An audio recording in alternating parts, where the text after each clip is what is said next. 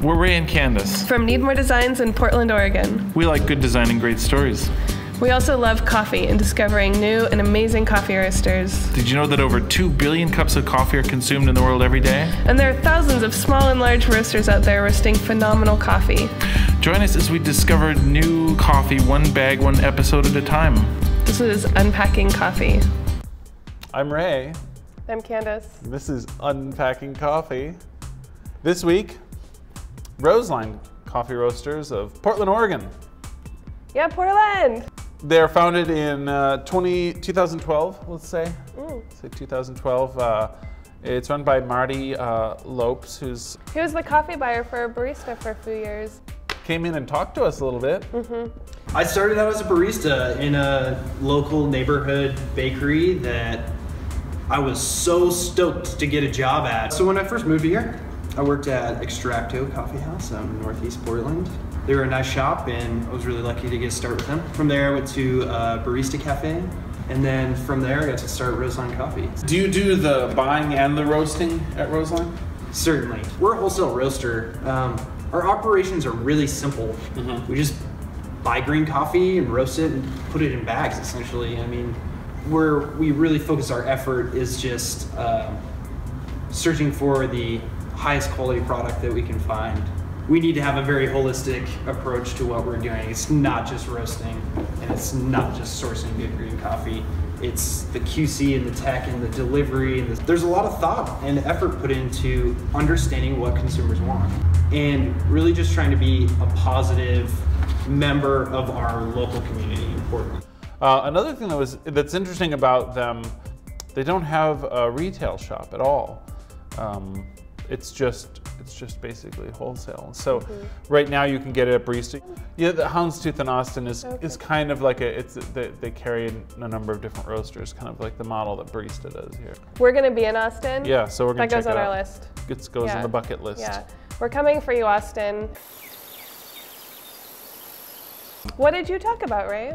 Well, you and Marty. This was yesterday, right? Right. Well, one of the things that Marty and I talked about was the story behind this fine packaging.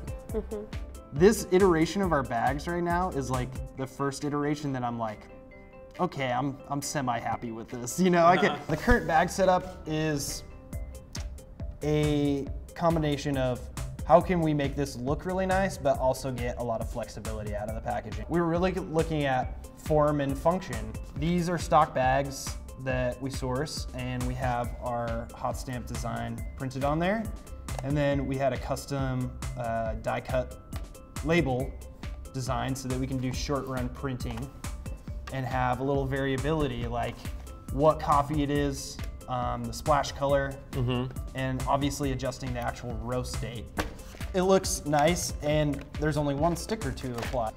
Blakely Dadson is the original artist of Roseline font and our rose icon. I'm gonna be okay with my grandkids, you know, looking at this, and it's not gonna change. Jolby Friends, they're a local design crew so they helped us design our hot stamp, and then they put together the actual label design. Once I saw this design, I was just like, yeah, this is it. Totally.